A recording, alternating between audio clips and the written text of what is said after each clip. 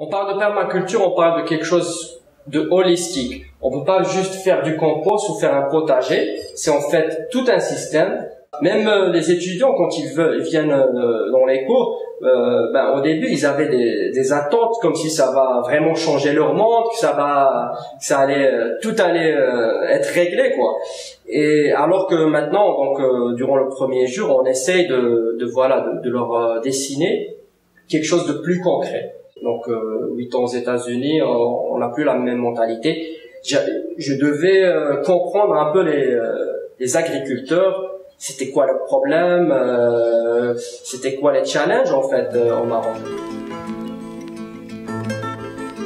Ala barakatillah. On commence. Alors on va faire une petite introduction. Donc c'est quoi la permaculture? Puis on peut parler de nos parcours, c'est une petite biographie, nos parcours, nos challenges qu'on a trouvés, et donc comment la permaculture elle a évolué à travers nos expériences, et donc ce que nous pensons est des conseils très importants pour que les gens ne fassent pas les mêmes erreurs, et pour pousser la conversation vers quelque chose de plus constructif, plus pragmatique et tout ça. Donc la permaculture, c'est important d'avoir un contexte historique. Ça a commencé donc les années 70 par Bill Mollison et son étudiant David Holmgren. Et c'est très important à savoir que Bill Mollison, lui, donc il était dans des manifestations anti-système, c'est un contexte très important les années 60. Donc il y avait tout ce qui est les droits civils, le mouvement anti-guerre et tout ça. Et donc lui, il y avait beaucoup de résistance contre le gouvernement. Et donc lui, il a eu l'épiphanie, la réalisation dans les années 60, fin des années 60, que il était en train de manifester contre un système qui le nourrissait encore. Donc lui, il dépendait encore de ce système, et c'est là qu'il a compris, et il a voulu développer quelque chose qui le fait entrer vers l'autosuffisance, l'autonomie énergétique. Donc il parlait beaucoup déjà les priorités, c'est la sécurité alimentaire, l'habitat durable, la gestion d'eau et l'énergie. Donc déjà commencer par ça. Et c'est très important à savoir que comment il a envisagé la permaculture. Donc, dans les années 70, c'était ce qu'on appelle le concept du homestead. Donc ça, c'est la permaculture en termes de homestead. Donc ça, c'est une ferme ou une petite communauté qui va être autosuffisante. Et c'est pour ça c'est très important de voir que maintenant, donc dans les, je dirais même les 3 à 5 dernières années, qu'on voit un nouveau trend de permaculture comme business. Donc ça, on l'avait pas, et c'est pour ça, c'est ce qui explique que pendant longtemps, on n'avait pas vraiment de projet concret de permaculture qui avait des chiffres, qui avait des données, qui avait un business plan, qui avait retour sur investissement et qui pouvait être répliqué un peu partout. Donc ça, on va laisser pour après donc quelques criticismes de la permaculture, des choses à ajouter pour faire évoluer la chose. Donc lui, il travaillait comme forestier pendant 10 ans, donc il avait beaucoup observé la forêt. Il avait compris que ça c'est un peu sa deuxième réalisation, que la forêt est un système autosuffisant, qui avait pas besoin d'ajouter des intrants, des engrais, fallait pas aller chaque jour arroser, fallait faire rien. Ça se prenait en charge. Donc il a voulu comprendre c'est quoi le secret qui laisse toute cette fertilité, cette abondance se manifester. Et il a trouvé que c'était justement les synergies entre les éléments. Donc c'est un peu la définition d'un écosystème. Donc c'est tous ces éléments qui sont interdépendants, interreliés. Donc chacun a une niche, des fonctions, il prend, il donne, et donc c'est voilà un système équilibré, jusqu'à un point, et voilà qui est assez productif. C'est vraiment la meilleure chose qu'on a jusqu'à maintenant, c'est les systèmes forestiers. Donc en termes de construction d'humus, de capture d'eau, de biomasse, de fertilité, tout ce que vous voulez, la diversité, biodiversité, c'est vraiment les anciennes forêts, les systèmes forestiers. Donc déjà, il a voulu copier ce système et donc créer quelque chose qui pouvait servir l'humain.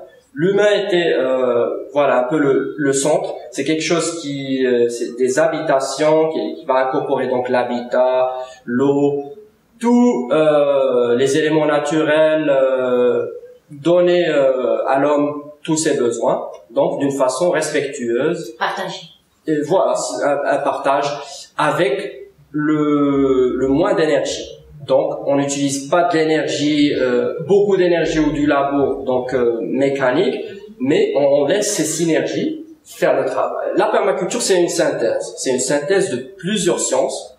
Donc, la botanie, le landscape design, paysagisme, la biologie, la science du sol, l'hydrologie, la microbiologie, hydrologie, ingénierie civile. Donc lui, c'est en fait une synthèse, et ça aussi c'est intéressant parce que c'est ce qu'on appelle multidisciplinarité maintenant. C'est que plusieurs disciplines sont en train de faire leur propre truc et n'essayent pas de voir ce que les autres disciplines sont en train de faire. Donc c'est pas une science un peu comme quelqu'un comme Da Vinci qui était polymathe, qui arrivait à avoir des relations entre plusieurs disciplines en même temps. Maintenant, c'est très déconstructif et il n'y a pas beaucoup de communication et d'évolution commune entre les sciences. Donc ça aussi c'est très important, c'est que il a appliqué, il a synthétisé plusieurs sciences dans une seule science de design. Donc parce que pour être designer, il faut savoir un petit peu de beaucoup de choses. Et c'est ça un peu le travail des permaculteurs, c'est d'être l'intermédiaire entre plusieurs domaines, entre l'architecte et le paysagiste et l'agriculteur et l'ingénieur, et donc c'est ça un peu le rôle du permaculture, qui est un rôle très important. Donc ça c'est un peu l'introduction à ce qu'est la permaculture. On voit juste des petites biographies, donc notre parcours personnel, et je vais le relier aussi à ma propre évolution, et je vais juste me concentrer sur les aspects universels, parce que beaucoup de gens, toutes les conversations que j'ai avec les permaculteurs qui l'ont fait pendant des années, c'est un peu la même histoire. On tombe dans les mêmes pièges, et donc voilà, c'est ce qui m'intéresse. Donc moi, je faisais des études en philosophie, aux États-Unis. Donc j'ai après mon bac, je suis allé faire des études là-bas. Et 2007, j'en avais un peu marre de la routine, du travail. C'était capitalisme agressif, je laissais pas beaucoup de temps de faire moi j'étais quelqu'un qui voulait du temps pour bouquiner, pour le développement personnel, et je trouvais pas de temps, donc c'était une vie assez difficile. Et je me souviens, c'est venu tout seul le déclic? Il y avait des inspirations, mais en fait ce que je cherchais particulièrement, c'est que je me souviens avoir eu l'idée, si je trouvais un système qui pouvait me nourrir, donc me donner tous les trucs de base, un peu la pyramide de Maslow, et juste pour que je puisse avoir du temps pour bouquiner, pour avoir ma librairie pour bouquiner. C'était ça un peu qui a initié le truc. Et donc j'ai failli entrer dans acheter une maison, donc avec le prêt, là, ce qu'on appelle le mortgage. Et donc tu es esclave pendant 30 ans pour repayer donc une maison de 150 000 dollars qui va te coûter 600 000 après 30 ans. Donc la vie est passée. De l'esclavage pour une maison. Et donc là, j'ai commencé à trouver de l'inspiration. Donc j'ai trouvé des gens comme John Jandai en Thaïlande qui faisaient des maisons à 3 000 dollars. Et donc c'était ma première épiphanie, donc réalisation que on devait pas en fait vivre la vie comme on nous l'a dit, ou voilà, qu'on a une pression, voilà, qu'il faut être comme ça. Puis il y avait des alternatives. Il fallait juste les trouver et avoir le courage de les poursuivre, parce que on va être un peu seul. C'est pas quelque chose qui est très développé. On va se sentir un peu voilà, bizarre. Mais il faut y croire et voilà, on trouve des gens qui font un peu la même chose et on s'encourage et tout ça. Et donc John Jandai, je l'ai rencontré après, donc j'avais fait un voyage en Thaïlande en 2012, je reviendrai sur ça. Donc j'ai commencé à trouver voilà qu'il y avait des solutions, il fallait juste les poursuivre. Donc j'avais changé de concentration, donc j'ai fait 2 ans après de Sustainable Technology, c'est un peu comme développement durable. Et en 2010, je suis rentré au Maroc. Donc en 2010, je voulais trouver des projets où je pouvais apprendre et tout ça, et il y avait rien. Donc j'ai beaucoup cherché, on connaissait pas trop la permaculture et tout ça. Donc j'ai commencé à faire déjà j'ai fait une tournée du Maroc pour connaître le contexte ici, parler avec les paysans, parce que j'étais assez dépaysé. Donc 8 ans aux États-Unis, on n'a plus la même mentalité. Je devais comprendre un peu les agriculteurs, c'était quoi le problème, c'était quoi les challenges en fait au Maroc. Et donc déjà ça m'a permis de comprendre le contexte local. En 2011, j'ai fait un voyage d'1 mois au Sénégal, donc on a fait un cours de design d'éco-village. Et donc ça parle comment transitionner des villages traditionnels en éco-villages. Donc des villages autonomes en termes de nourriture, d'énergie et tout ça. Et donc j'ai commencé à travailler avec un organisme qui s'appelle GEN, un organisme allemand. C'est le Global Eco-Village Network.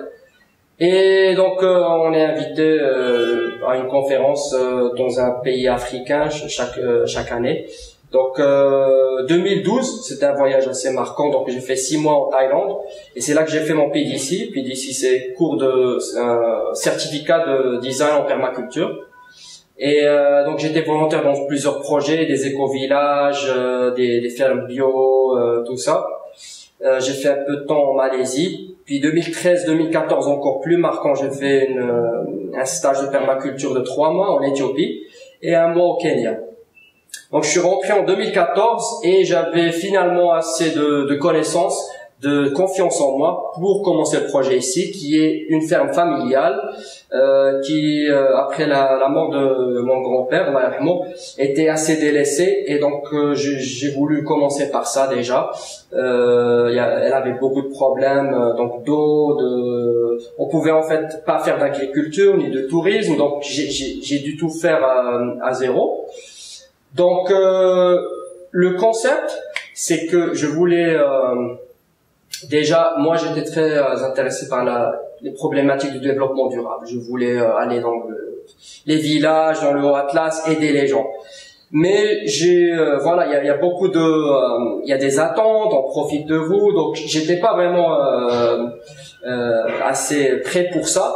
Donc je me suis dit que au lieu de perdre 10 ans en train de convaincre les gens, je vais essayer de travailler ici, déjà me prouver ça à moi-même, et avoir un centre de démonstration où on n'a pas besoin de blabla, il faut juste ramener les gens et ils peuvent voir les résultats. Donc c'était ça un peu l'idée de départ.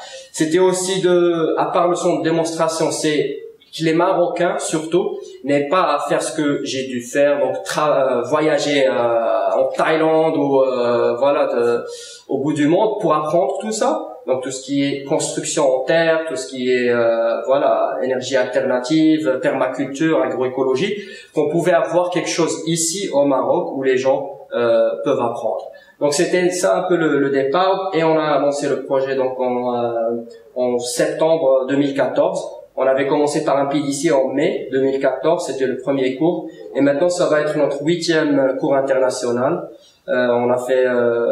On fait des programmes d'été, on a fait des cours de construction en terre. Donc vous voyez que la thématique là de construire sa propre maison me tient beaucoup à cœur parce que ça peut libérer les gens. Donc et c'est ça un peu le but du projet, c'est montrer aux gens qu'il y a des alternatives. Par exemple, donc on a fait 2 structures en terre, c'est une technique qu'on développe toujours. Parce qu'on a vu que le savoir ancestral s'est perdu en fait. Donc à chaque fois, il faut développer les choses qu'on a déjà dans notre culture. Et donc voilà, c'est un peu ma petite histoire. Je vais laisser les challenges pour après. Et puis tu peux raconter son histoire. Donc je vais parler de mon parcours personnel. C'est là où on va faire la transition vers les défis. Donc j'ai eu mon bac en 2010. Et donc j'ai entamé des études universitaires. Et en fait, j'ai découvert la permaculture en 2013. C'est d'ailleurs à travers Oman, Égypte. Et j'ai pris mon premier PDC en 2014, donc à Marrakech Organics. C'était le premier cours qui a été organisé par Omar dans le cadre du projet de la ferme.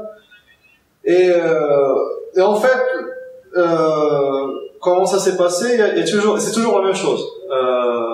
Les gens qui sont intéressés par la permaculture, c'est soit des environnementalistes qui sont d'un certain âge, qui trouvent dans la permaculture une manière de trouver une communauté, de travailler avec eux.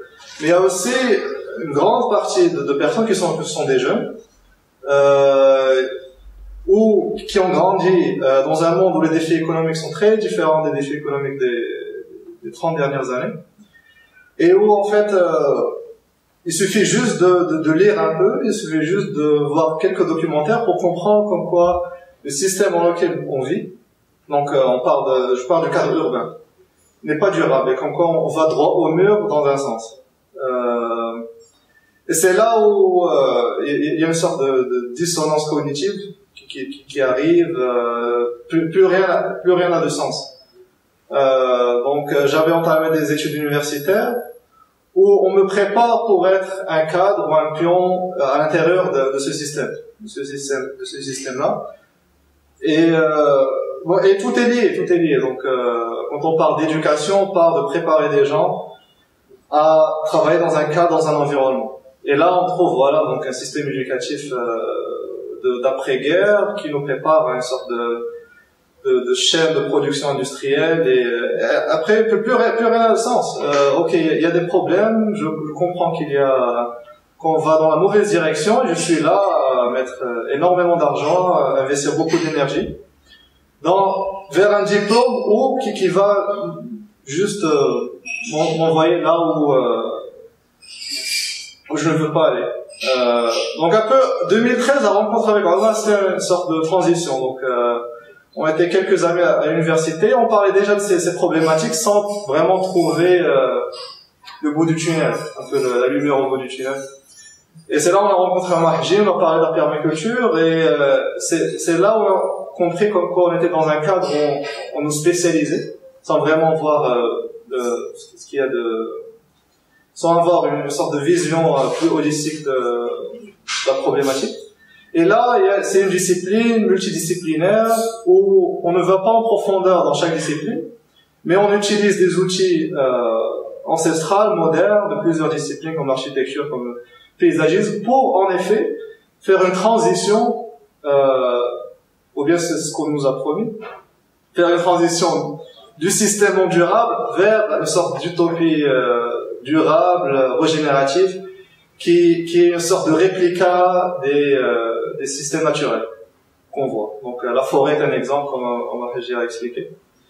Donc c'était intéressant. En 2014, je prends le PDC avec un groupe d'amis aussi, qui est organisé à Marrakech Organics.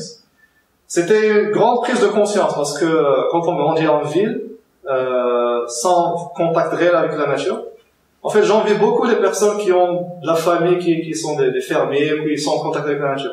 C'est pas mon cas. Donc, quand on vient de là, et puis on voit en fait, on est enseigné, on est initié à la permaculture, c'est très intéressant parce que on comprend que tout est connecté. C'est vraiment au niveau de la pensée que tout change. On est habitué en urbain à voir tout d'une certaine manière, les rues sont d'une certaine manière, et on voit la nature comme quelque chose de chaotique, qui n'a pas de sens. Une fois que j'ai pris le cours de permaculture, j'ai compris que non, en fait, il y a du sens. Et c'est en comprenant ce système, et en fait, il n'y a pas d'autre choix, c'est en comprenant ce système qu'on a peut-être une chance de créer un monde nouveau, qui est plus durable, et réorienter l'humain vers une autre trajectoire. Donc voilà, donc le PDC, c'était un cours très intéressant, une prise de conscience, et presque une nouvelle éducation philosophique. Donc c'est vrai. Tout commence ici, tout commence là, et puis on va voir. Il y a eu beaucoup de bons feedbacks au niveau du cours. D'ailleurs, la plupart des gens qui ont pris ce cours-là sont toujours intéressés à différents niveaux dans le domaine de la permaculture. Personnellement, j'ai décidé, voilà, je veux que ma carrière, je veux que mes efforts aillent dans cette direction-là. Et c'est là où, en fait, commencent les défis et les challenges. C'est là où commencent les problèmes, parce qu'il faut transposer tout un savoir théorique, toute une philosophie, qui est en fait nouvelle. Bien que les techniques soient ancestrales, mais les prendre dans un cadre comme ça, dans le cadre de la permaculture, qui est en fait une sorte de culture, de transition vers une culture plus permanente, qu'est le domaine urbain. C'est là où commence le problème. C'est là où commencent les défis, surtout quand on est jeune. On n'a pas nécessairement des ressources financières, on n'a pas nécessairement accès à un réseau. C'est une discipline nouvelle. Donc on est seul, comme a dit Omar. On est seul dans un sens. Et c'est là où on commence à réfléchir autrement. On réfléchit en termes de transition. Donc les idéaux où on rejette complètement le système, où on rejette complètement donc le système monétaire, on rejette complètement le marché du travail, on rejette complètement même ça peut aller à l'extrême à ne plus avoir confiance aux professionnels, que ce soit les architectes, les médecins, surtout les économistes et les politiciens. C'est clair. mais c'est difficile. Hein, quand quelqu'un essaie de prendre ce savoir théorique et de l'appliquer sur le terrain, c'est difficile. Après, ça dépend de l'ambition. Si l'ambition est d'avoir un potager et de s'en nourrir et de vendre, c'est pas aussi difficile qu'essayer en fait d'octroyer un environnement pour les gens qui ont envie de faire une transition. C'est très différent. Et voilà. Et la permaculture touche à des domaines comme l'agriculture, comme l'architecture. Donc les gens peuvent en faire des métiers, essayer en octroyer des idées nouvelles qu'ils peuvent ensuite appliquer dans des métiers où ils vont travailler dans le même système, parenthèse. Après, il y a des personnes comme moi-même qui pensent différemment. Donc l'objectif, c'est vraiment d'avoir un lieu où on démontre donc vivre autrement est possible. Et aussi assister les gens à travers que ce soit des formations, ou bien des internships, ou bien des stages, ou bien aller sur place et pas vraiment aider, mais apprendre des gens et les gens qui apprennent de nous pour que ça arrive. Mais il y a des défis, et c'est là où on va parler en fait de problématiques, du problème de la perception de la permaculture par les permaculteurs eux-mêmes. Donc on tombe dans des pièges, on est dans des extrêmes qui n'aident pas à la transition. Et il y a des défis qui sont réels du terrain, que ce soit des défis techniques et scientifiques. Là, beaucoup de systèmes qui sont enseignés dans la permaculture ne sont pas nécessairement scientifiquement valides, mais ça ne veut pas dire qu'ils sont obsolètes. Il y a juste un besoin de recherche qui n'est pas fait encore. Donc après, bon voilà, tous ces défis-là, on pourra en parler. Donc je laisse un mal de. On fait un peu le bilan, et donc C'est vrai que la permaculture, on l'entend pas mal ces jours-ci, que c'est devenu une mode. Il y a des gens qui, voilà, on lance le mot à droite, à gauche, même si c'est quelque chose qui est assez complexe et voilà, qui a beaucoup de challenges qu'il faut prendre en considération. Donc c'est là où vient aussi le bilan. Donc même si on voit qu'il y a beaucoup d'intérêt, le bilan qu'on fait, donc par exemple au Maroc, du développement de la permaculture, c'est que on n'a pas encore de vrais centres de démonstration où on a bien quantifié, bien détaillé, bien mesuré, donc qui a vraiment prouvé et qui peut prouver aux scientifiques comme aux paysans comme à tout le monde que vraiment c'est quelque chose de viable, économiquement, socialement, écologiquement, tout ce que vous voulez. Donc on n'a pas encore ça. C'est ce qu'on essaie de faire, bien sûr, mais nous, donc, s'il y a un manque de fonds, donc nous, c'est un business plan qui, on se fait de l'argent, on réinvestit, donc c'est quelque chose de très lent, donc ça évolue. Et donc déjà ça, c'est un challenge, et on n'a pas encore vraiment pu, voilà, faire du travail dans des communautés rurales. On n'a pas su traduire cette connaissance à quelque chose de beaucoup plus pragmatique, qui fait sortir les gens de la pauvreté, qui crée, voilà, de l'abondance comme on le prétend. Et donc c'est ce qui nous pose à questionner. Donc qu'est-ce qui va pas? Et je crois que toute idéologie devrait se poser la question, donc devrait se critiquer elle-même. Je dirais pas qu'on pourrait vraiment critiquer beaucoup de points en permaculture elle-même, mais c'est juste par rapport aux conceptions des gens. C'est ça en fait ce que je perçois comme le plus grand problème. Et donc les gens sont dans certaines attentes. C'est vrai qu'on vit dans une époque où il y a une époque digitale. Il y a, voilà, toutes les semaines il y a une nouvelle vidéo achetée qui sort, qui nous montre qu'il y a un monde meilleur qu'on pourrait rêver, que la permaculture, voilà, permettait à faire ça, permettait à faire ça. Mais je trouve en fait beaucoup de ces vidéos en fait dangereuses, parce que on nous fait dessiner un monde qui est très utopique, et que la vérité est autrement. C'est très difficile en fait d'arriver à établir tout ça. On nous montre que une partie de ce qui est en train de faire. On n'est pas très honnête par rapport au travail qui a été mis en place. Donc pour avoir ces systèmes, c'est pas quantifié. Par exemple, on peut nous montrer une vidéo de, voilà, quelqu'un qui a fait pousser une forêt fruitière au désert.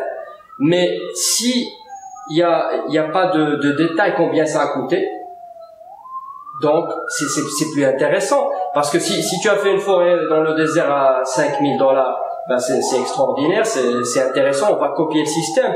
Mais si ça vous a coûté 200 000 €, donc on a dû importer de l'humus, je sais pas, d'Australie, ou des gros camions, des citernes d'eau pour faire la chose.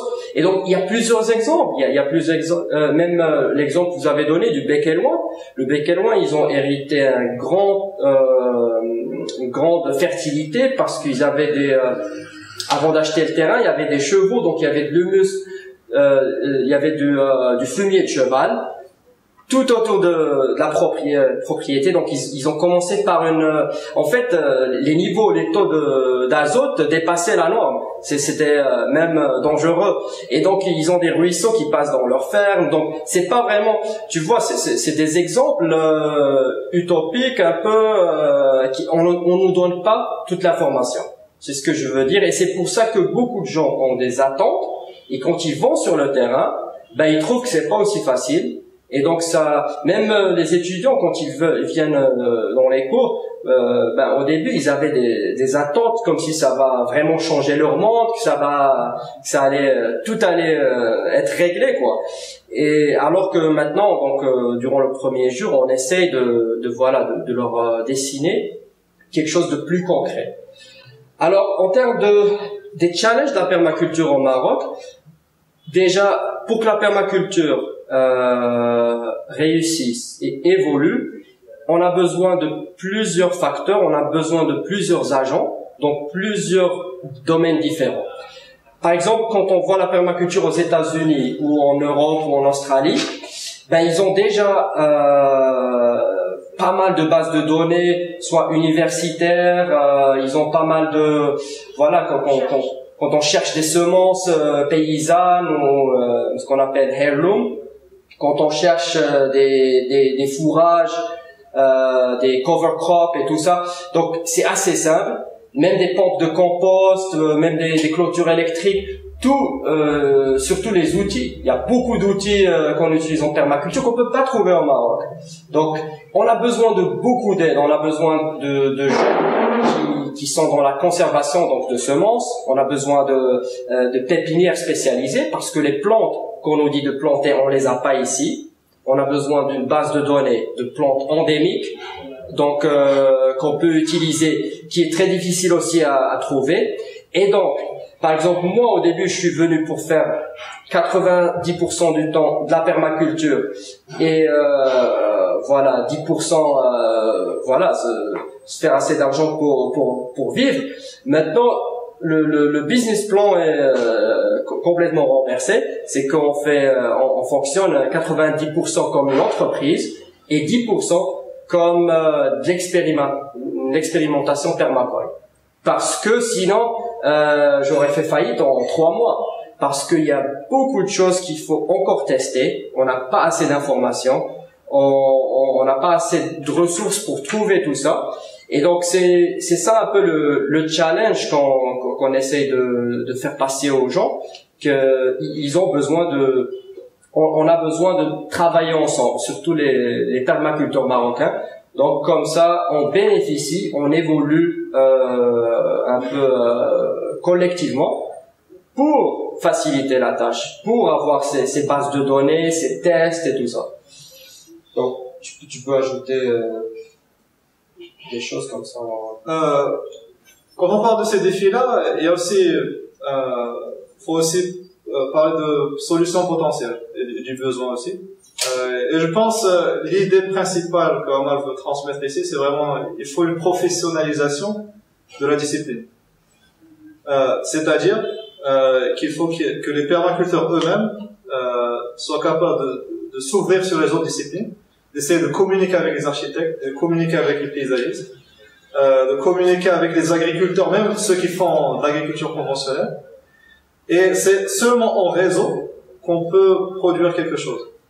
Et c'est quelque chose qui n'est pas encore fait. Il y a des réseaux de permaculteurs, mais il n'y a pas de réseau interdisciplinaire. Et aussi, il faut comprendre et faire comprendre aux professionnels, comme quoi, surtout ceux qui sont dans le domaine de l'agriculture, et de l'urbanisme et du paysagisme aussi. Comme quoi, en fait, il n'y a pas d'autre choix que de faire une transition radicale de l'agriculture conventionnelle vers quelque chose de différent. Et on ne peut faire ça qu'avec une collaboration interdisciplinaire. Et donc c'est pour ça, en fait, l'idée de cette discussion, c'était de lancer cet appel. Et ça tombe bien qu'il y ait, en fait, la vidéo, comme ça les gens peuvent réagir. Et ceux qui veulent contribuer peuvent contribuer pour qu'il y ait une sorte de discussion, d'échange dans ce cadre-là. Je voulais aussi ajouter, en fait, plus concrètement, donc par exemple à la ferme, donc on a essayé le but en permaculture, c'est de faire donc des cultures, on se concentre sur les vivaces, les plantes vivaces, les plantes pérennes, donc des arbres, et moins donc des plantes annuelles. Par exemple les céréales et tout ça, donc c'est déconseillé. Donc on évolue vers quelque chose de plus périn parce que c'est plus productif et tout ça. Et donc si moi j'allais aux agriculteurs, je leur répétais tout ça, mais et puis j'ai eu la réalisation que voilà, il fallait avoir une solution bien adaptée au contexte marocain, parce que j'avais vraiment pas trouvé beaucoup de solutions en cherchant toute la littérature de permaculture. Et donc un paysan la plupart des paysans font des céréales, c'est un peu leur gagne-pain, c'est quelque chose de traditionnel. Si on veut remplacer ça, si on veut leur dire qu'il faut régénérer vos terres, que les céréales, on a besoin de labour, on a besoin de fertilisants, on doit planter chaque année, donc c'est une culture annuelle. Il faut leur donner une solution, quelque chose qui va remplacer ce système, qui va être aussi rentable. Et donc, nous, on est en train d'expérimenter avec un système que je crois pourra remplacer le système céréalier, donc par des pâturages et des mouvements d'animaux, spécifiquement le mouton. Et en fait, j'ai conçu un business plan qui peut leur faire presque le double de ce qu'ils gagnent quand ils font des céréales. Donc, on est en train de trouver des solutions concrètes et qui sont économiquement viables. Je parlais d'outils. Par exemple, on peut pas après les formations qu'on fait, on montre plein d'outils, plein de trucs, voilà les petits outils de paysans qu'on devrait utiliser. Mais il y a toujours cette problématique, on peut pas les trouver, on peut pas facilement les trouver. Et on parlait justement de ça. Notre rêve, c'est d'avoir une petite coopérative, que chaque région au Maroc a une coopérative donc de paysans où il y a justement ces semences préservées, qui sont anciennes, qui sont adaptées au Maroc, où on trouve des outils qu'on peut louer, donc des petits motoculteurs, voilà tout ce qu'on utilise ici, la pompe à air pour le thé de compost, ça aussi c'est révolutionnaire. Donc les clôtures pour les animaux, les clôtures électriques, il y a plein de petites technologies qui pourraient faciliter la tâche beaucoup plus. On parle de permaculture, on parle de quelque chose de holistique. On peut pas juste faire du compost ou faire un potager. C'est en fait tout un système. Une permaculture, donc c'est quelque chose qui a plusieurs zones, qui a une forêt, on essaye de recréer un écosystème. C'est un peu l'idée. Et donc, pour faire ça, c'est ça un peu les challenges que j'ai trouvés. Donc, on a besoin de faire évoluer la chose. On a besoin de plus, donc de données. Et voilà, c'est pas en fait quelque chose de négatif, c'est juste une prise de conscience par rapport à ce qu'on devrait développer. Et donc c'est ce que je suis en train de faire avec le projet. Donc on est en train de parler avec des universités qui pourraient, voilà, tout ce qu'on a besoin, où on a besoin de données, de quelque chose de scientifique, de prouver. Moi j'ai pas le temps de faire toutes ces expériences. On va engager des gens, des étudiants en master, l'université Qaderia. Donc je suis en train de parler avec eux. Comme ça, ils vont choisir des thématiques déjà qui vont faire évoluer notre cause et qui intéressent les étudiants. Par exemple, déjà c'est une chose. On a besoin de faire beaucoup plus en termes de trouver des banques de graines où on a des graines adaptées de partout du Maroc, parce qu'on peut pas parler de permaculture si on n'a pas de couverture de sol l'été et on a tous les rayons de soleil et la chaleur qui frappe, alors qu'on a construit toute notre microbiologie, toute notre humus, et on n'a pas trouvé de plantes qui arrivent à survivre l'été sans vouloir être trop irriguées. Donc tout ça, ce qu'on appelle summer grasses en permaculture. Donc tout ça, ça a besoin d'être établi. Et pour faire ça, donc on a besoin de beaucoup d'entraide et donc d'approcher les instituts, l'INRA, les universités. Ça doit être quelque chose de collectif. Déjà, est-ce que vous avez cherché du financement, vu le fait que vous avez fait de la formation en étranger, vous avez pu un peu vous frotter avec des gens qui ont de l'expérience dans le domaine aussi. Est-ce qu'il y a en fait parmi ces gens-là qui sont intéressés à un peu faire connaître la permaculture au Maroc, puisque c'est rare, c'est pas très connus. Et en même temps, est-ce que vous avez pensé à faire des formations, comme vous avez cité, vous avez pris contact avec des étudiants dans la fac, mais reste, est-ce que ça soit en fait plus vaste, que vous, par exemple, puisque vous cherchez à ce que le message soit passé à la plus grande tranche de gens et plus précisément aux gens qui sont dans le domaine d'agriculture.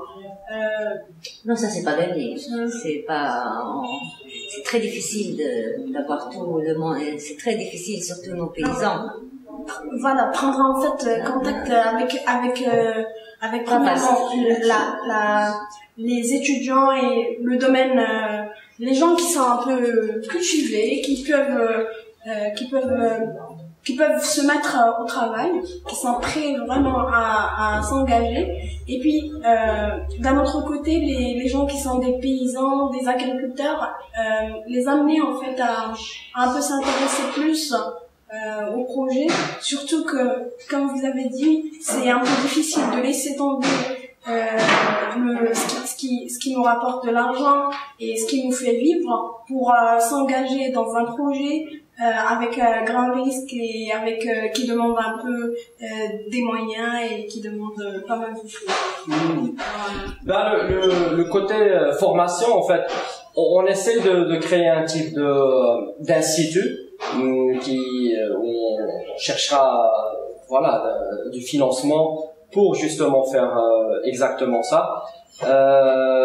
Mais voilà, on peut pas tout faire, on peut pas prendre tout en charge et changer la politique nationale, faire des séminaires, des congrès pour que la permaculture soit connue. Et encore une fois, on n'a pas assez de données, c'est pas quelque chose de prouvé, c'est pour ça qu'on a besoin d'un bon site de démonstration pour convaincre les gens et bien documenter les choses, comme ça on a plus de chances que ça soit répliqué un peu partout. Et puis il n'y a pas forcément tous les gens qui adhèrent. C'est très difficile parce qu'il faut quand on vient, c'est inné, c'est quelque chose qu'on sent, il y a un éveil qui se fait à un moment donné, on est contre. Ce que vous avez dit, vous étiez à l'université, vous avez trouvé que vous suivez pas le système, il y a quelque chose qui vous dérangeait, comme monsieur, c'est pareil, il y a eu cet éveil, et c'est ça qui passionne les gens à aller. On peut pas venir leur dire, oui, on fait une conférence, il faut changer, non, il faut qu'il y ait quelque chose qui vienne de l'intérieur, et c'est très important. Ce qui m'a un peu cité à poser la question, c'est puisque Inch'Allah a ouvert sa propre ferme et a investi un peu dans la permaculture, pourquoi pas ne pas amener en fait ces gens-là à peut-être par moyen, par biais de à ce que ça soit un peu se déplacer, ces gens-là se déplacent à la ferme et puissent un peu voir ce qui se passe, parce que voir de ses yeux, c'est pas ils le font déjà. On le fait, mais encore une fois, je dis, on n'a pas encore un très bon système mis en place. C'est du long terme. La permaculture, c'est du long terme. Mais en même temps, les éveiller, si je peux me permettre. Oui, ça on le fait déjà. Depuis tout à l'heure, je vous écoute parler. Je pense que vous dites que vous n'avez pas un bon système parce que vous êtes un puriste aujourd'hui. C'est-à-dire que vous avez, quand je dis un puriste, c'est-à-dire que vous avez fait plusieurs pays, vous avez passé 4 ans à essayer de vous dire je me lance pas. Donc vous avez une idée précise de ce que doit être votre succès. Mais peut-être que le succès tel que vous le voyez aujourd'hui, tel que vous l'attendez, déjà à l'échelle auquel il est de 2014, donc là on est 3 ans plus tard, c'est déjà un succès par rapport à ce qui existe. Oui. Donc moi c'est ça que j'ai envie d'entendre. Oui. J'ai très bien entendu. Moi je suis à ma phase projet. Ces demoiselles nourrissent ma famille. En tout cas parce que je trouve sur leurs étals. Vous avez, je pense, une perspective qui est une perspective très rigoureuse, je pourrais dire même très exigeante, avec un recul de quelqu'un qui sait ce qui existe ailleurs et qui a envie de faire aboutir au Maroc ce qui existe ailleurs avec le même degré d'aboutissement et le même degré de backup scientifique. On a bien compris. Alors moi je fais de la gestion de projet, c'est mon métier. Maintenant on va prioriser. Maintenant moi ce que j'aimerais entendre, juste pour pouvoir m'imaginer, c'est au jour d'aujourd'hui, Ismaël et Omar, à la ferme, donc Marrakech Organise, qu'est-ce qui a marché? Le truc positif. Le truc positif, et vous savez quoi? Avec les trucs du Maroc. Et je vais vous dire autre chose. Les études ça, j'ai même envie de dire, pas qu'est-ce qui a marché, mais il y a des oliviers, il y a des carottes, le système d'irrigation, qu'est-ce que vous avez testé? Qu'est-ce qui vous satisfait pour l'instant? Like state of the art for now. C'est pas state of the art like you want it to be or that it's in your head, mais pas dans le nôtre, parce que nous on est néophytes. Je pense qu'il y a des expérimentalistes et des voilà. Moi non, c'est surtout chez les gens, il faut rester dans le simple. Moi, c'est par exemple. Moi, je suis vraiment au milieu parce que du coup, moi, je suis absolument épatée par ce que vous faites parce que mais on n'a pas c'est très concret. Sinon, c'est très concret. Et peut-être moi, mes salades, mes carottes, mes œufs, mes trucs, mes machins, pour moi, ça marche. C'est chez mortal. Parce que je mange. Donc, quelque part, il y a une réalité. Voilà, il y a une réalité et quelque part, c'est pas l'autonomie que je sais qu'il faut, mais au moins l'alimentaire elle est là. Non, c'est dans le projet. Alors maintenant vous, dites-nous. Non, mais c'est sûr, c'est une très bonne perspective. Donc moi, c'est vrai qu'il faut équilibrer les choses et aussi parler de ce qui est positif. Et c'était vraiment 3 années extraordinaires. Je suis voilà, il y a des défis, on en a parlé, mais moi aussi j'ai beaucoup de satisfaction à voir qu'on fait pousser des légumes de haute qualité qui font nourrir des bébés, des enfants, des gens de Marrakech. Qu'est-ce que c'est comme légumes? On fait presque tout, 7 à 10 variétés, les légumes connus, un peu. On fait pas de brocoli, mais tout ce qui est pommes de terre, carottes, laitue, oignons, tomates. Et là, le rendement. Non, le rendement, il est aussi bon que le conventionnel. Ouais. Sinon, parfois on dépasse. Il y a des variétés qui dépassent le conventionnel par mètre carré, avec l'exception de les pastèques, parce qu'ils sont greffés avec des en conventionnel, ils sont greffés avec des citrouilles, donc on peut pas rentrer en compétition avec ça. Mais à part ça, tout ce qui a poussé, c'est le conventionnel, sinon meilleur. Et bien sûr, qualité, goût, tout ça. Et pour redonner le sol. Alors pour redonner, parce que il y a eu plusieurs expériences. Non, moi j'ai entendu. Alors je sais pas. Oui. La question est ouverte, parce que du coup. Mais pour l'enrichissement justement du sol. Là, moi j'ai entendu récemment qu'il y avait une fabrique de compost, de lombricompost à Marrakech, qui maintenant a ouvert à la pépinière l'ancienne Casa Botanica. Est-ce que c'est bon pour un sol semi-aride? Parce qu'on a l'impression, quand on n'a pas fait d'analyse de sol, je pense que de toute façon, comme vous dites, au Maroc, je sais même pas s'il y a mais il faudrait qu'on ait à la terre et de quelque chose de toute façon. Il y a l'impression qu'elle est non, c'est, en fait, il y a le sentier aussi. Il y a les études, il y a le truc complet, mais j'aime sa terre. Il y a l'intuition. On sent ce qu'elle a besoin. L'intuition, et moi, la permaculture, elle m'a intéressée plus pour, la forêt, c'est un super exemple. C'est plus pour les terrains arides.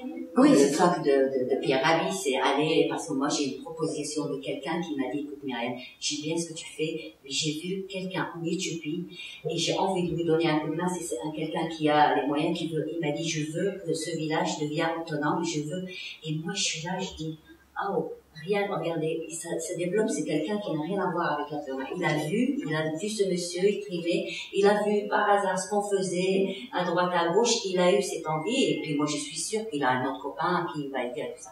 Et c'est juste pour revenir au terrain aride, c'est là où il y a du boulot, parce qu'en fait, il y a des gens qui n'ont rien à manger, et c'est ça, moi je suis là-dedans. Bien sûr, les produits chimiques, moi Marjane, il ne gagne plus rien avec moi. Moi, excusez-moi, papier toilette, excusez-moi, j'ai pas trouvé de toilette bio, hein, mais il gagne plus rien avec moi parce que je trouve que c'est de la poison. Et puis, Dieu merci, mes enfants sont très grands maintenant, j'ai pas aidé avec des médicaments. J'ai un enfant qui est maintenant 4 ans qui est au master, j'ai ma fille qui est en terminale, et ils prennent pas de médicaments. Moi, j'ai de l'argile verte, j'ai du thym, j'ai des herbes, ce que mes grands-pères ont et tout ça. Et je vais loin, moi, c'est même pas la partie, je fais des soins avec des trucs naturels de chez nous dans la cuisine, qui viennent de quelqu'un qui est très, j'espère que vous allez la connaître, Souad Abdallah. Elle fait des graines de ses arrière-grands-parents qu'elle garde, mais vraiment, c'est de l'or, c'est quelque chose qu'il n'y a pas de prix, et ça, c'est bon, et c'est positif pour moi, donc ça ouvre beaucoup de choses même. On peut se faire belle, on peut manger sainement, on peut se promener, tout ça, vous voyez, sans qu'il y a... Et voilà, moi je veux voir du positif. Non, mais c'est sûr, mais ce que nous proposions aussi, c'est que il faut aussi reconnaître, donc faire une critique, une autocritique du mouvement comme ça pour aller à l'avant, pour pousser encore plus loin. Donc il faut détecter ce qui va pas, les lacunes, ce qu'il nous faut, et renforcer ses capacités. C'est ça un peu le truc. Renforcer les capacités avec les gens qu'on ressent, qui ressentent la même chose. Voilà, parce qu'à ce moment-là, il y a de la communauté, parce qu'il y a très beaucoup de important. business qui rentrent dedans. Moi, je vois toute la personne à permaculture, après ça part dans des trucs de formation, de ça coûte tant, et après on prend, c'est des prix de folie, et on dit, attends, c'est pas ça. Alors que moi, je vais voir un vrai, qui est là, qui partage, qui donne même ses trucs, qui reçoit rien, il me dit, mais non, c'est bon, c'est un échange, on est dans le monde partagé. Il y a deux communautés différentes. Donc quand on se met, il faut savoir avec qui. Les gens qui ont le même élan. Oui, dans l'idéal, c'est ce qu'on veut. Oui, parce que du coup, justement, parce que ce qu'on ressent aussi quand on vous écoute, c'est que quelque part, il n'y a pas cette communauté, parce que le drapeau rouge, c'est que tout est déjà ailleurs, tout était hyper cloisonné. Déjà, c'était l'introduction. L'introduction avec Bill Morrison, c'était le cloisonnement des disciplines. Donc là, on sait que la permaculture, ça décloisonne, et on a besoin de décloisonner. Et maintenant, il faut qu'on décloisonne au Maroc. Ce qui veut dire qu'il faut qu'on trouve les bonnes personnes, et qu'il faut décloisonner les bonnes personnes. La semence en est un très bon exemple. Moi, ce que je trouve aussi, c'est qu'il y a d'autres pays qui ont très bien pu le faire. Je sais que, par exemple, il y a des initiatives en Inde qui ont été faites pour faire des greniers de semences qui l'ont très bien fait. Mais je pense que les voies sont là. Et que nous aussi on doit en avoir. Il y en a qui se battent, c'est en Chili, ils les ont cachés, ils disent même pas où c'est. Ils viennent d'avoir, voilà. Marie m'a dit qu'il y a la personne qui s'appelle Madame Souad, je sais pas quoi, qui a... Et peut-être qu'il y en a plein d'autres, mais personne n'est allé les chercher. Pourquoi? Parce que vous êtes en prise avec votre quotidien dans votre ferme. Donc vous avez besoin de gens. Donc vous avez besoin de personnes qui vont peut-être partir et qui vont se dire, moi je vais porter la croix je vais faire le tour du Maroc comme vous l'avez fait quand vous êtes arrivé, et je vais aller chercher les graines et les semences. Et voilà. Donc ça rejoint aussi ce que tu dis, Myriam, parce que quelque part ça ne fonctionne pas s'il n'y a pas un esprit de communauté et le partage des savoirs. Exactement. Voilà. C'est-à-dire qu'on peut Moi j'ai appris ça parce que mon professeur elle est juste derrière vous, et c'est lui qui m'a appris que c'est pas l'argent, c'est le partage. Et ça revient, ça part de chez toi, ça te revient, sans rien, mais c'est pas tout le monde qui est comme ça. Il y a des gens qu'il y a beaucoup d'argent, qu'est-ce qu'on va gagner, qu'est-ce qu'on va... Mais je pense qu'une fois que tu vois que tu arrives à le dire, à le verbaliser, quelque part, comme tu dis, tu sais, et quelque part tu attires.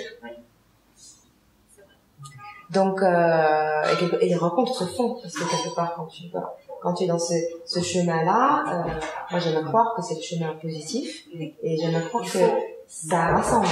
Il faut de toute façon, vu ce qui se passe actuellement dans le monde, je crois, moi personnellement, je crois que moi je suis contente, je suis sur le bon chemin.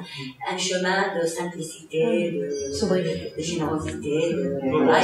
Et puis c'est vrai qu'il y a des gens, comme je disais, il y en a pas beaucoup, on peut les trouver peut-être parce qu'ils sont loin et qu'on les connaît pas, peut-être, et ça je souhaite, je reste optimiste et en fin de compte, comme toujours je te disais, il y a l'univers.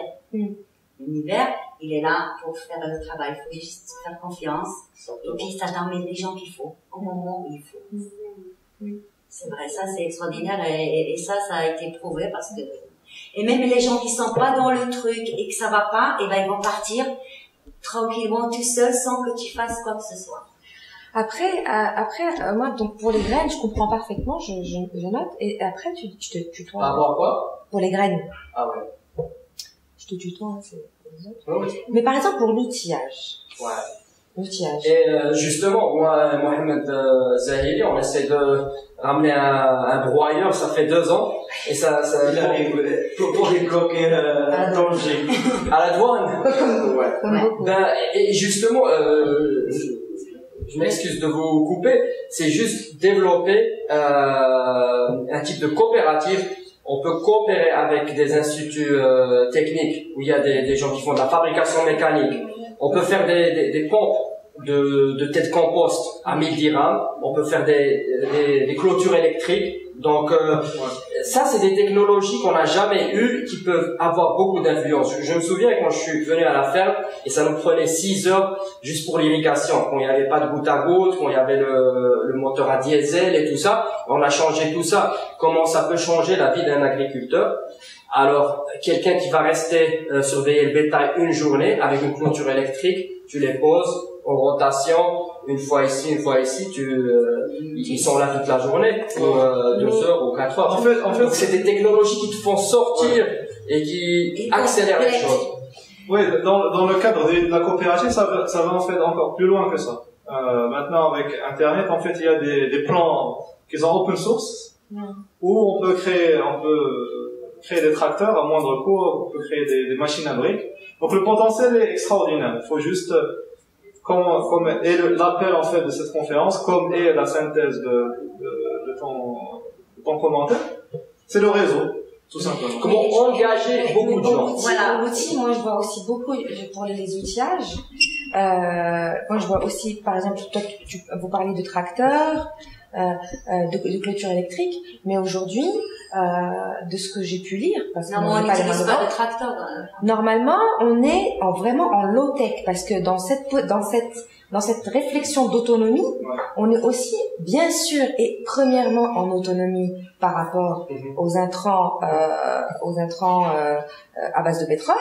Donc ça c'est voilà, et on est aussi en autonomie par rapport, autant que faire se peut, par rapport à l'électricité.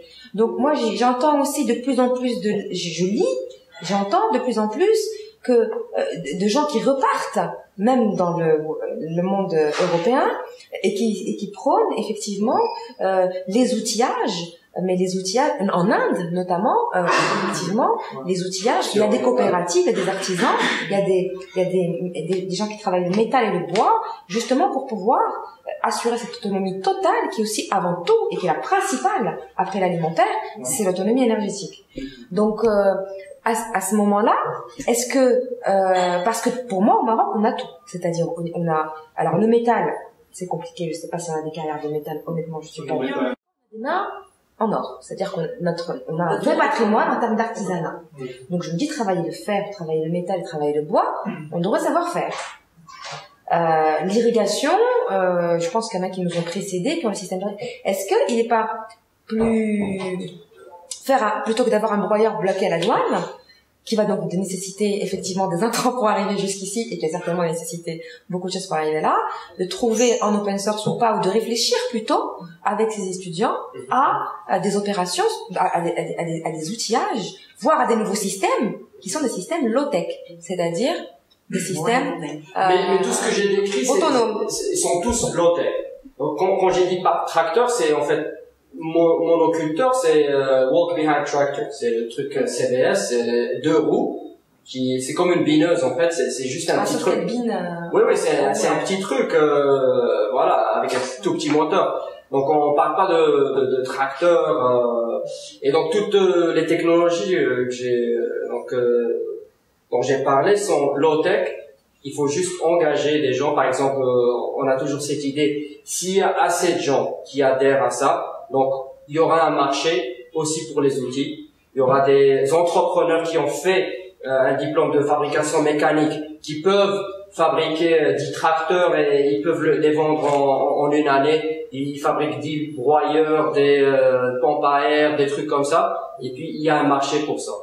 Donc une fois qu'il y a plus de gens qui en ont besoin. Juste pour ajouter au niveau de la discussion, quand on parle de technologie ou d'outils, on parle de solutions. Et avant en fait de parler de solutions, on doit parler d'objectifs. Donc ça dépend ce qu'on veut faire. Alors, dans le cadre de bio-intensif, exactement, donc qui est inspiré du travail de Fortier, voilà. Là, on part du low-tech, donc voilà, il y a des solutions qu'on peut faire maintenant. Donc voilà, donc définir l'objectif en priorité, et puis on peut parler de solutions. Après, si l'objectif est vraiment faire de la régénération de sol à très grande échelle, par exemple au niveau d'une montagne ou bien de plusieurs centaines d'hectares. Là, on parle donc c'est une autre discussion. Donc c'est pour ça, je pense qu'il faut cadrer la discussion en termes de ça. Avant de parler d'outils, avant de parler de stratégie, de technique, d'outils que la permaculture prône, il faut en fait faire un peu de marche arrière, aller en amont et discuter des objectifs de chacun. Et les objectifs vont informer les priorités. Donc oui, le low-tech, on peut le faire dès maintenant. Mais en fait, tu parles de dimension projet quelque part. Oui. Est-ce qu'on parle sur 1 hectare, sur 3 hectares, voilà. sur 5 hectares, sur 10 hectares? Effectivement, plus le projet est grand, et plus tu as besoin de mécaniser. Mais quelque part, est-ce que si tu raisonnes, alors je titille, hein, mais si tu raisonnes sur effectivement en termes de grandeur, est-ce que quelque part tu te mets pas déjà une contrainte supplémentaire qui est l'outil? Je dis ça parce que l'agriculture conventionnelle, on sait que voilà, on est sur des exploitations qui font. Moi, j'ai eu un chiffre la semaine dernière, je l'ai lu je sais pas où, qui m'a fait sourire. Moi, je suis franco-marocaine, donc j'ai le son de cloche français et le son de cloche marocain. C'est bien parce que du coup, je prends ce que je veux dans celui que je veux. C'est pour ça que je suis là d'ailleurs. Mais on se dit aujourd'hui une exploitation agricole moyenne en France, elle dépasse les 120 hectares. Ouais, exactement. Aujourd'hui, quand j'ai vu les chiffres sur la région de Tenchiftel House, j'ai vu qu'il y avait 88% des exploitations agricoles, 88% des exploitations agricoles font moins de 3 hectares. Oui, exactement. Donc, quelque part, en termes de priorité, on n'est pas sur des grandes surfaces. Non. En tout cas, je me regarde par le bout de ma lorgnette, c'est-à-dire là où nous sommes. Non, parce qu'on peut maîtriser, il faut maîtriser. Voilà, je pense que plus quand tu maîtrises, tu as peut-être déjà moins de soucis d'outillage, parce que là tu bloques, c'est-à-dire que bon, les graines c'est effectivement clé, l'huile de coude, on l'a tous, mais après effectivement tu as la taille de l'exploitation. Plus qui dit, et c'est justement, je pense, le raccourci. Enfin, pour moi, c'est la taille de l'exploitation, c'est justement tout le piège de là où on en est aujourd'hui, c'est-à-dire de l'agriculture intensive. C'est-à-dire qu'on voulait faire un rack à 150 hectares de blé, d'orge, et que c'est ça qui a fait l'appauvrissement des sols. Donc voilà, moi du coup je me dis que la perma c'est plutôt peut-être l'inverse. Ou peut-être que je confonds parce que en fait, j'ai aussi mes influences d'agro. De grande surface, on parle pas nécessairement. C'est vrai que la conversation, on parle maintenant de permaculture d'autonomie, mais il y a des techniques régénératives, permaculture pour régénérer des grandes surfaces. Par exemple, un gouvernement, les eaux et forêts, ils veulent créer un parc national, ils veulent reboiser une montagne, voilà. Donc on a toujours ces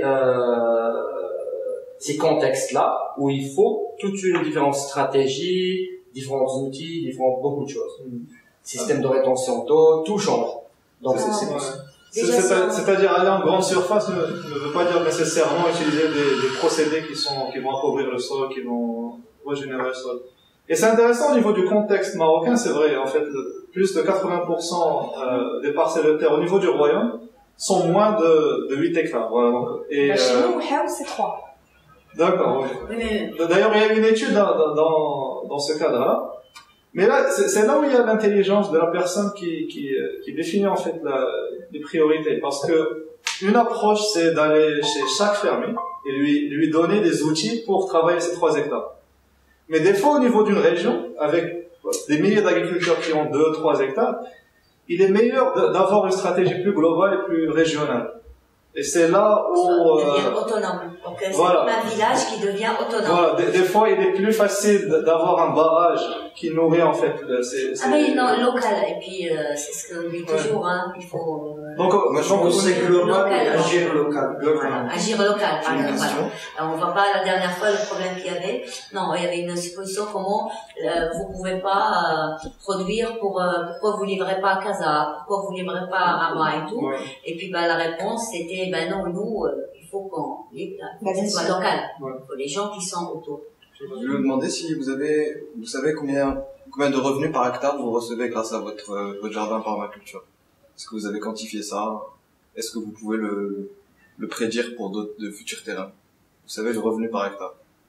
Oui, ça dépend l'hectare en olivier céréales ou l'hectare potager.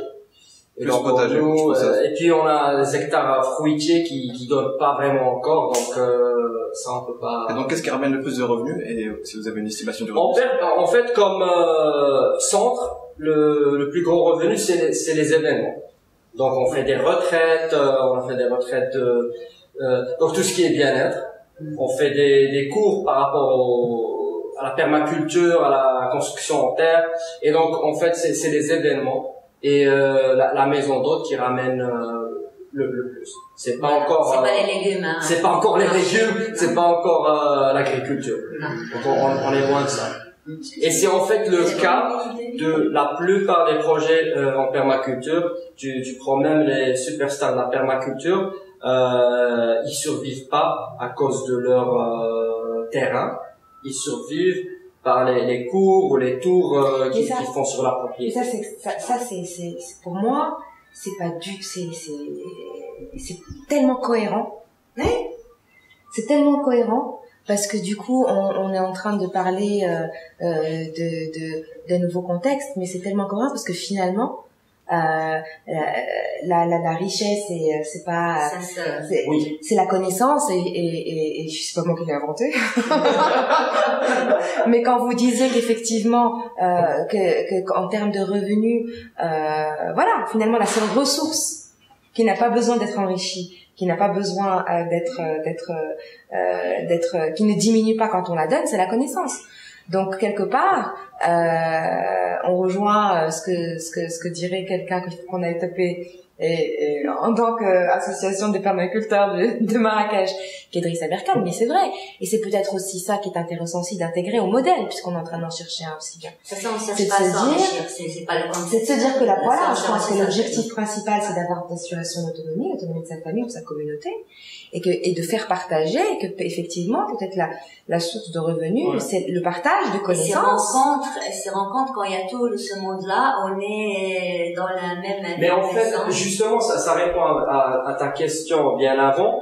La chose qui me rend le plus fier, donc tout ce qu'on a fait, c'est en fait le feedback des gens quand ils viennent et te disent. Cette convivialité. Ça a participé à leur guérison, ça a participé à avoir des conversations cœur à cœur.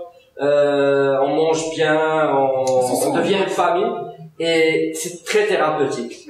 Et en fait, c'est ça la chose qui me parle le plus, c'est d'affecter les gens, voilà, positivement. Excusez-moi, Est-ce que vous avez essayé de prendre contact avec le festival d'agriculture à Meknès? Non, pas du tout. C'est autre. De faire part, en fait, puisque c'est de l'agriculture. Oui. D'avoir, en fait, votre coin là, et puis, ça va vous ouvrir, en fait, un peu la route pour pouvoir prendre contact avec des professionnels dans le domaine, un peu faire connaître. Oui, en fait, les permaculteurs marocains devraient avoir un stand collectif où on fait des explications. Quelqu'un qui est là-dedans, il va trouver. Il va vous trouver. Ils vont le trouver, ils vont vous trouver, parce qu'il est tout le temps à la recherche de celui qui va le compléter, celui qui va l'enrichir. Moi, personnellement, je veux chercher quelque chose en permaculture, je vais pas au ciel. C'est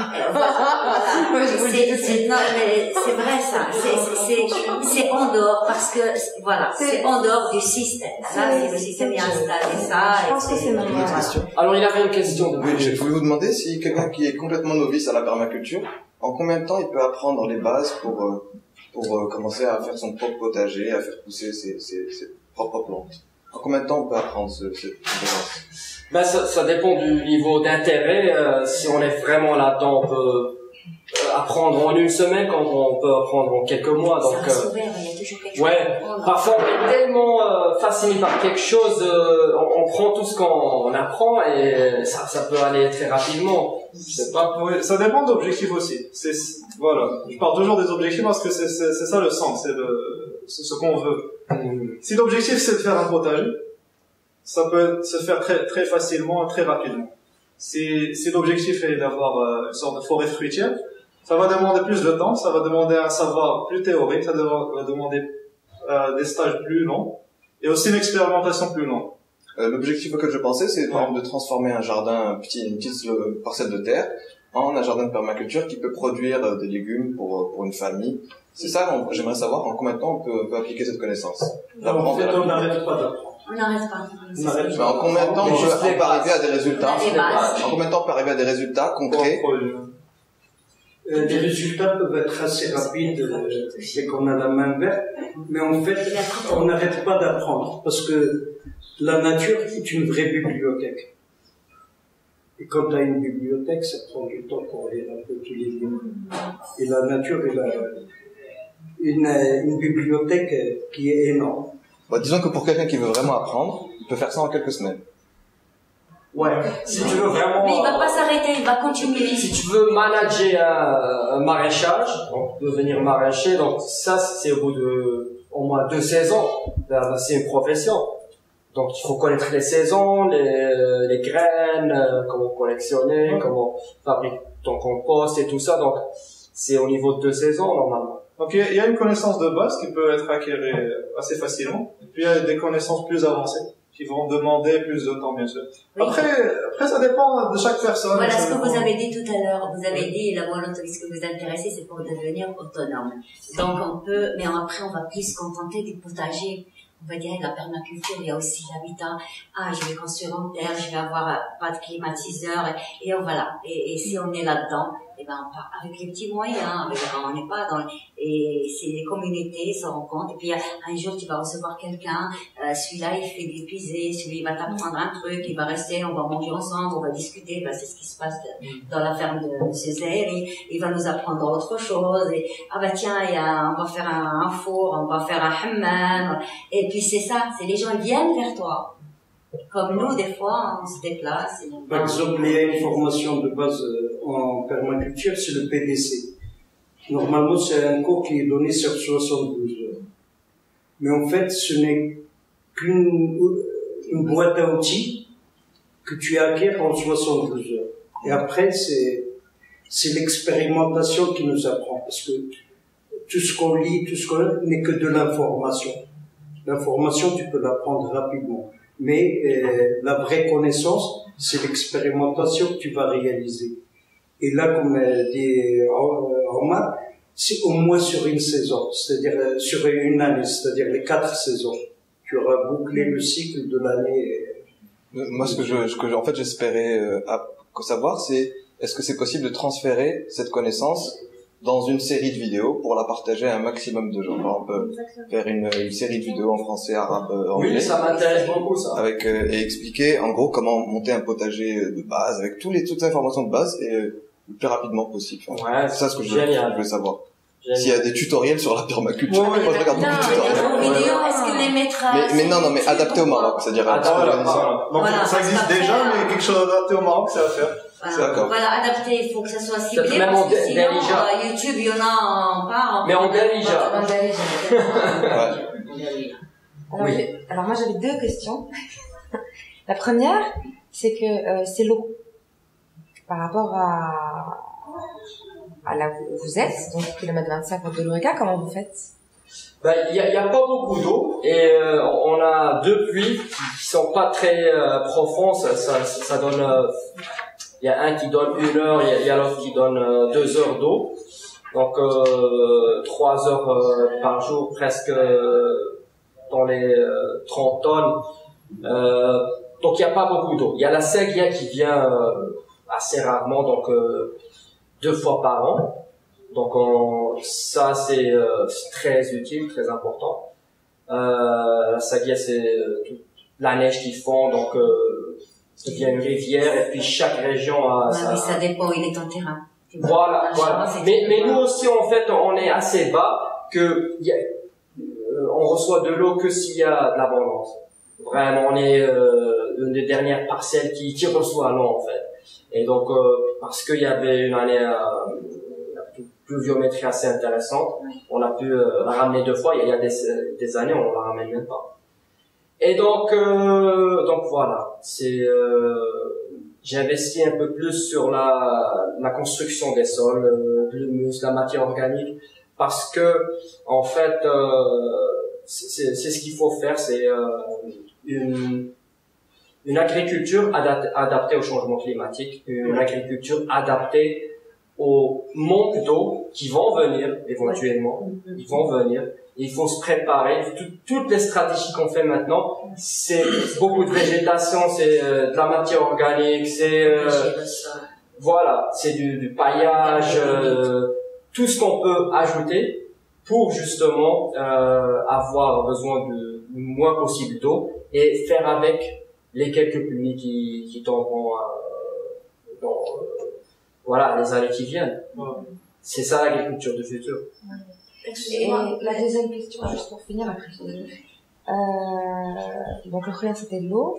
La deuxième c'était, vous avez dit tout à l'heure que vous avez eu du mal avec la forêt fruitière.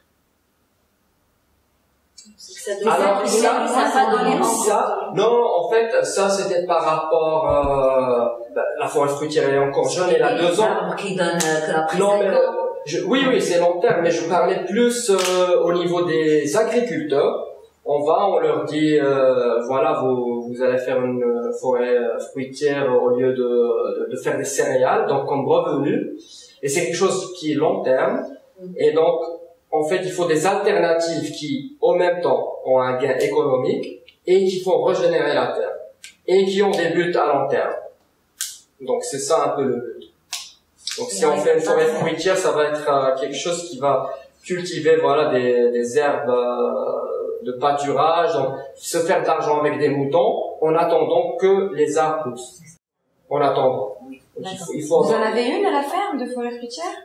Oui, je dirais qu'on a moi comment je le vois, c'est on copie la nature, on copie la vraie forêt en termes d'avoir donc il y a des fruitiers, il y a des arbres de support entre les arbres fruitiers, donc c'est des fixateurs d'azote. C'est quoi comme type de fruits? Il y a une dizaine de fruits, donc tout ce qui est agrumes, grenades, des prunes, des abricotiers. Des fruits adaptés à la région. Voilà, ça c'est déjà typiquement. Oui, c'est sûr. Ah, on ne peut faire des espèces voilà, si on a un microclimat peut-être, mais on arrivait à faire pas mal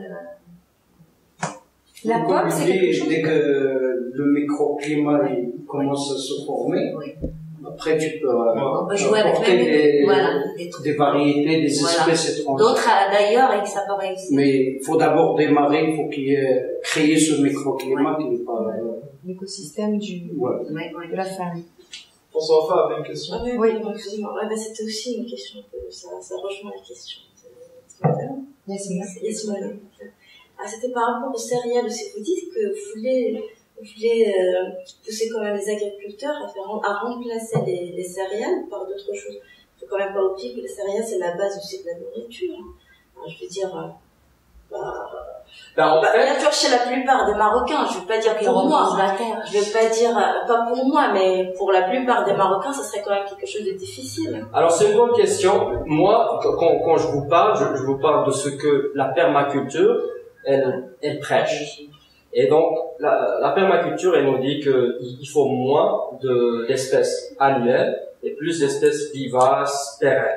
Donc, des systèmes d'arbres ou des plantes vivaces comme la luzerne, qu'on n'a pas besoin de replanter chaque année.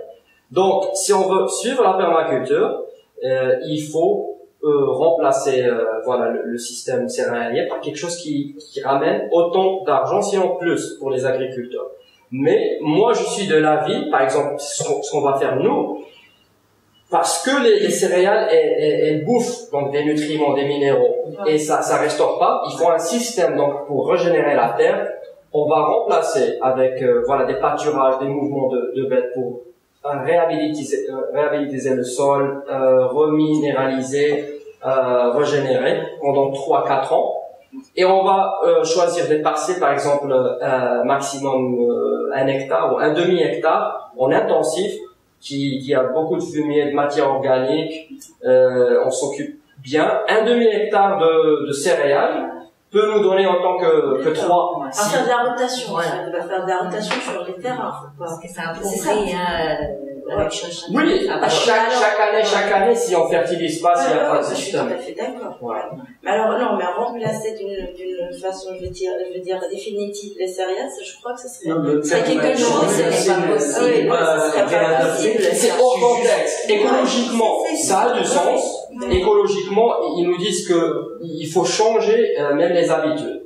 Donc, une population qui est, il y a une addiction aux céréales, au pain, il faut aller plus vers les noix, tout ce qui est amandes, des systèmes pérennes. Tu as les mêmes apports nutritifs que les hydrocarbures, mais pas de gluten Et voilà, mais en attendant que les Marocains, la plupart des Marocains arrivent à... Non, c'est pas quelque chose que je prêche. C'est pas possible. C'est une question très intéressante parce que quand on parle toujours dans le cadre de la permaculture, on doit parler de contexte. Ouais. Et oui, donc il y a tout ce savoir théorique, en fait, les céréales, de la façon dont elles sont cultivées maintenant, ils ont un impact très négatif sur la fertilité du sol. Donc quand on parle de 10 ans, 20 ans, 30 ans, le sol ne peut plus rien donner. Mais quand on travaille avec les agriculteurs, et ça c'est une problématique mondiale, que ce soit au Maroc, ou bien en Amérique latine, ou bien partout. Il y a des avantages aux céréales qu'il faut comprendre. Donc surtout dans les climats arides, les céréales c'est quelque chose, c'est une graine. Enfin les graines en général, ça ne demande pas beaucoup de maintenance, et relativement, ça ne consomme pas beaucoup d'eau, relativement avec tout ce qui est arbre fruitier. Donc quand on part dans un contexte de régénération écologique, on doit aussi faire face au contexte et trouver des solutions où en même temps on fait de la production céréalière tout en étant régénératif. Et il y a des solutions, il y en a. D'ailleurs j'ai fait un cours avancé dans le domaine de la permaculture, de l'agriculture intensive, au mois d'août dernier, et on a d'ailleurs discuté de ça. Et c'est l'un des problèmes avec les permaculteurs. Quelques permaculteurs, il y a toujours cet aspect de l'idéologie. Non, on va pas faire ça. Mais quand on fait face à un contexte où il est plus sage de penser en termes de transition, on va pas changer la nutrition des Marocains du jour au lendemain. Et je ne pense pas que c'est quelque chose qu'il faut demander. Maintenant, c'est pas possible. À ce stade-là. Donc il faut travailler avec ça. Et il y a des solutions, il y en a. Alors, deuxième question. Ben, vous êtes sur la route de l'handicap. C'est quand même le sol, c'est un sol quand même qui est plus fertile que ailleurs dans d'autres régions. Non, mais moi, je veux dire... Qui dit l'orica dit l'eau. Oui, voilà, justement, et comme c'est plus humide, non? Pas nécessairement. On n'est pas vraiment très déplacé. C'est pas près de. Parce que vous avez parlé tout à l'heure d'un manque de centres de formation en permaculture au Maroc. Moi, je connais bien un grand centre. C'est à Fès. Vous connaissez Olivier? Non, c'est à Taounet. Sur la route de Taounet. Bah, c'est quand même, c'est un grand centre, mais pour moi, je trouve pas quand même que ça donne le bon exemple parce qu'il donne sur le barrage. Je veux dire, il prennent quand même l'eau directement. Parce que alors, je me dis, oui, bah, comme c'est quand même pas un bon exemple pour faire la permaculture au Maroc. Pour faire un bon exemple, il faut venir chez moi, par exemple. Moi, je suis dans la région de Chichawa. Alors, bah, c'est gris, c'est beige partout. Alors, je veux dire, bah, il y a pas, c'est que des cailloux. Vous avez droit. C'est que des cailloux. Ne te trompe pas, c'est pas parce qu'il est au bord du lac que c'est bon. Non, mais ce que je veux dire, il a quand même il a accès à l'eau. Parce que quand non, il n'a pas accès à l'eau du lac. Moi, j'avais. Oui, ils ont pas le droit. J'étais là-bas. Il a la pompe. J'étais là-bas, il pompe, mais il ne peut pas pomper énormément. Non, mais il faut dire aussi, il avait dit aussi que pendant l'hiver, ça peut lui arriver pendant un mois entier, il travaille pas, il bouge pas parce que il pleut. Alors je veux dire, c'est quand même une région, c'est quand même. Il reçoit 600 mm. Parce que quand on crée un barrage, la partie qui est inondée, c'est les terres fertiles. Cette ferme, c'était une énorme ferme. D'ailleurs, tu vas voir dans le lac, dans le barrage, il y a encore les anciens bâtiments qu'on voit parfois, le niveau de l'eau est bas. Donc c'était une énorme ferme. Ce qui est resté, c'était la partie la moins fertile où il n'y avait que des oliviers. Et c'est vrai, il pleut énormément. Mais l'érosion emportait tout. Aussi bien le bon sol que tout. Donc le seul truc qu'ils ont réussi à faire là-bas, et qui est bien, c'est les Suez. Ils ont réalisé et les barrages. Donc ce qui est en haut, c'est lui qui va irriguer. D'accord. Mais je crois, d'après, parce qu'il a fait son cours de Darren Doherty là-bas, et donc le système des Suez, il a finalement servi à presque rien. C'est un très grand investissement qui a. Bon, tu peux en parler parce que. D'ailleurs, en fait, le site de Fleur de Vie est un excellent exemple. Qui est très pédagogique d'idéologie qui tourne mal. Pas forcément des personnes qui sont dans le lieu, mais de genre de consultants qu'ils ont ramenés. Donc là, il y a eu beaucoup d'argent qui a été fait pour creuser des barrages, pour creuser des swales, et en fin de compte, ça ne valait pas le coup. Ça ne valait pas le coup. Donc dans un sens, c'est un bon site. C'est bien d'aller voir en fait. Alors moi j'ai dit ça, c'était juste dans le sens, voilà, quand on cherche à créer, voilà, à donner de l'exemple, je crois qu'il faut plus chercher un endroit où c'est vrai, je suis d'accord. C'est là où ça serait plus crédible pour moi en tout cas. Et vraiment visiter quelque part comme ça, je me dis là c'est quand même fertile. Et soit ils ont un sol fertile. On va à Terre des Étoiles. Oui, voilà, qu'est-ce qu'il y a à Terre des Étoiles? C'est le désert. On a créé un potager au Déjà chez moi, pourquoi aller à Terre des Étoiles? Déjà chez moi, j'ai des belles tomates. Non, mais moi, je dis pour ces centres de permaculture, là, on doit visiter tout ça. Il faut que ça soit, voilà, justement, dans un endroit comme à Terre des Étoiles, comme un endroit comme chez nous. Et surtout, ce qui nous attend. Parce qu'après, on aura moins d'eau et tout ça. Donc, il faut s'entraîner dans des terrains. Mais je crois que c'est le choix qu'ils ont fait là-bas, c'est parce que un des deux, Driss, c'est son terrain. Donc ils ont été sur leur terrain. Olivier, mais ils ont choisi un terrain qui leur appartenait. C'est vraiment ça l'enjeu. L'enjeu, c'est d'avoir des modèles qui marchent dans des situations très difficiles. Et bien documenter le processus. Ça doit être quantifié, comme ça. Il y a un business plan. Si tu ramènes $10,000, tu reçois ça après une année. Donc les gens ils comprennent ce qu'ils sont en train de faire. Alors un troisième point, c'est que pour répondre à la question de monsieur le photographe, tout à l'heure vous avez demandé combien de temps ça prend pour alors en fait ça dépend. Je crois que si j'étais toute seule sur un petit terrain, je crois que dès que je prends la décision de changer en permaculture, ça peut se faire tout de suite. Dès qu'on a l'idée déjà de changer, je crois qu'on pourra le faire. Mais alors quand on gère des personnes et quand on est sur un grand terrain, oui, nous on est sur 23 hectares, mais on cultive pas les 23 hectares. En fait, on essaie aussi de créer des éco-villages avec une forêt aussi fruitière, avec un grand potager, laisser quand même aussi pas mal de zones un peu vierges comme ils sont. Mais alors moi j'ai fait la formation avec Terre Humanisme en 2011. Mais alors quand j'ai voulu transmettre ça à tous les ouvriers avec qui je travaille, jusqu'à maintenant, je crois qu'ils ont appris depuis 2009, on a déjà commencé rien qu'avec les impluviums.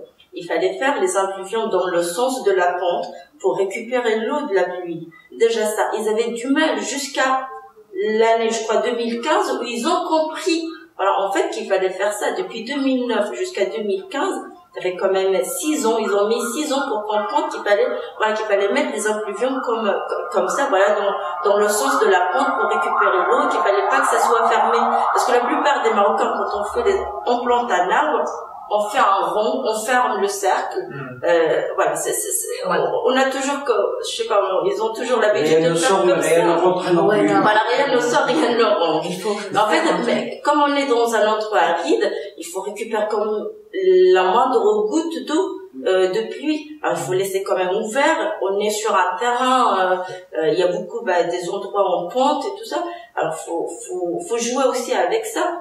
J'ai mis quand même beaucoup de temps à expliquer aux gens, à expliquer aux ouvriers tout ça. 6 ans pour comprendre que l'impluvium, c'est vrai qu'il fallait le mettre comme ça pour capturer l'eau. Je veux dire, quand on est avec des gens, avec des paysans, c'est pas facile. Ça prend du temps. Parce que moi, par exemple, quand je leur disais, oui, les melons, on va plus mettre du plastique, on va juste mettre de la paille, on va mettre des buts paillés, tout ça. C'était quoi? Ils se sont moqués de moi. Et c'est vrai que la première année, parce que j'avais pas des bonnes graines, j'ai acheté des graines standards. Déjà ça, j'ai pas eu une bonne récolte. Après, ils se sont dit, tu vois, c'est rien ton truc. Tout ce que tu nous as dit, c'est que des bêtises, tout ce que tu nous racontes.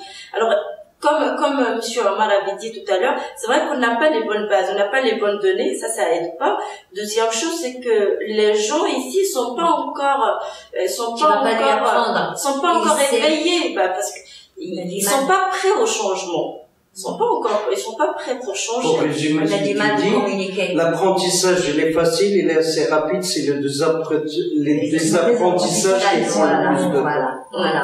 T'avais 6 ans, t'étais un mauvais professeur. J'étais un mauvais professeur. Non, mais au contraire, mais moi, j'avais travaillé quand même aussi. J'ai eu des coups de pioche sur mes jambes parce que un coup, c'était sur dans le sol et 3 coups, c'était sur mes jambes. Justement, c'était pour leur montrer, en fait, mais non, parce que, c'est difficile l'acquis. Donc, c'est difficile à changer les mentalités. Voilà, c'est pas facile. Mais je crois que si j'étais seule, si j'avais un petit terrain, ça serait, ça va me rapporter ça me rapporterait plus vite. Je pense que le ratio énergie-rendement serait plus intéressant.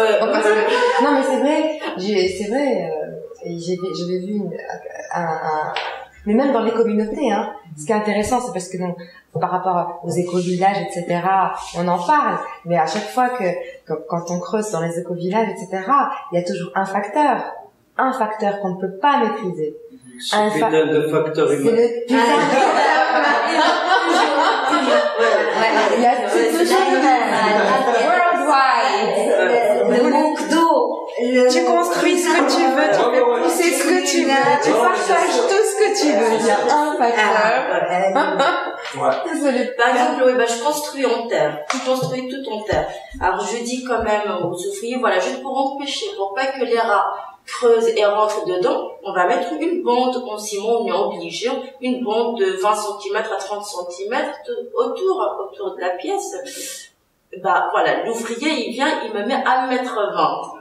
Oui, mais moi, j'avais demandé qu'une bande de 30 cm. Non, mais comme ça, ça serait plus, tu seras plus protégé. au-dessus. Mais non, moi, parce que mon but, c'est de mettre moins de béton, moins de ciment.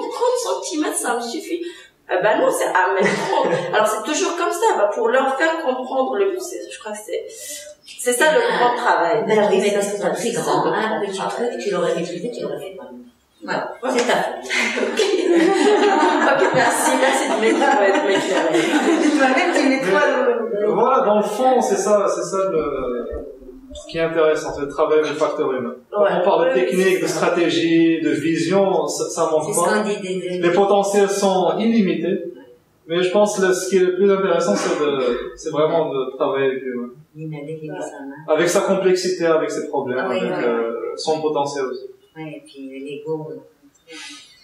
Toi, tu vas me dire que tu es parti faire la formation. Hein? L'ego de l'agriculteur, qui sait. Ah oui, je suis sûre, quand j'ai eu la mauvaise récolte de melon, on m'a tout de suite balancé, oui, c'est rien, tout ce que tu nous as dit, tout ce que tu nous as raconté, tout ce que tu as appris. Mais de toute façon, c'est toi la chef. On retrouve toujours. C'est toi la chef, tu fais. Non, mais il va aller de toute façon. Non, qu'ils apprennent. Avec l'humain. C'est pas facile. Quelquefois, je blesse. Mais c'est ça la philosophie. Moi, ça m'a pris 2 ans. Au début, je voulais, changer la communauté et tout ça. Je me suis dit, si je peux changer l'Ahsan, avec qui je travaille, ce serait déjà pas mal. Et ça m'a pris 2 ans. Mais vraiment, après 2 ans, donc il y avait beaucoup de résistance et tout ça. Mais à travers lui, donc j'ai compris un peu comment faire passer le message gentiment, humblement. Et maintenant, c'est très intéressant ce qu'il arrive à faire en conclusion, comme connexion en fait. Donc, alhamdoulilah, après ça, 2 ans. c'est bien, ça. Ouais, ça c'était, je me souviens encore une discussion qu'on a eue et ça m'a rendu vraiment fier, c'était extraordinaire. Parce que t'as vu qu'il y avait ces connexions qu'il commençait à faire lui-même. Il a fini par s'approprier. Voilà. J'ai encore un exemple, excusez-moi. Par rapport au paillage, par exemple. Le paillage, moi, jusqu'à présent, j'ai encore du mal. Parce que, qu'est-ce qu'ils m'ont sorti encore dernièrement? Les serpents se cachent. Ah non, on peut pas travailler là. Tu mets plein de choses là, au pied des arbres et tout ça. Ici, il y a un serpent qui se cache là-dedans. Voilà. Alors, du coup, j'ai encore, je me bats encore. Oui, c'est vrai, mais qu'est-ce que vous voulez que je fasse? Il faut quand même protéger le sol. Il faut protéger le sol, il faut pas le laisser nu. En plus, vous allez pas, vous êtes pas toute la journée, au pied de cet arbre. Tu leur emmènes quelqu'un qui vont écouter. Toi, t'es une femme. Tu es avec les paysans. T'emmènes quelqu'un, un bonhomme, qui a du charisme. Oui, mais c'est comme ça. Faut faire avec du charisme, qui vient, tu leur dis, voilà. Dans un milieu qui, vous êtes des employés, je vous paye. Il faut comme ça parler. Je pense que la meilleure façon, c'est de persévérer jusqu'à ce que tu aies une super récolte, tu vas voir qu'ils vont pas rien dire. Voilà. Mais surtout, il faut persévérer, il faut pas abandonner, c'est dur, c'est difficile, mais raison de plus pour persévérer.